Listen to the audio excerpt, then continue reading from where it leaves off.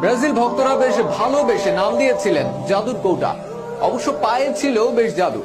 D বক্সের বাহির থেকে বল পেয়ে বেশ গতিতে অসাধারণ সব শট গোল করতেন তিনি। ব্রাজিলের পাশাপাশি লিভারপুলের হয়ে কাঁপিয়েছেন ইংলিশ পাড়া। তবে সব যেন এখন অতীত।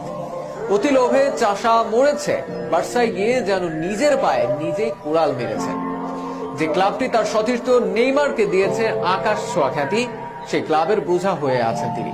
তবে চেষ্টায় আছেন ভুল শোধরানোর। তাই তো জাতীয় দলের সুযোগ নিতে বার্সা ছাড়ার ইচ্ছে ছিল তার, অবশ্য হয়েছেও তাই। বলছি ব্রাজিলিয়ান জাদুর কৌটা কতিনহোর কথা। তার ক্লাব ছাড়ার বিষয়ে আরো বিস্তারিত জানাবো শরীফুল ইসলামের লেখা প্রতিবেদন। এ যেন মুদ্রার এপিটোপিট।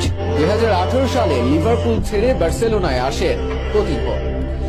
যাওয়ার পর নিজেকে হারিয়ে ফেলা কুতিনহো এর আগে লিভারপুলে জেরার্ড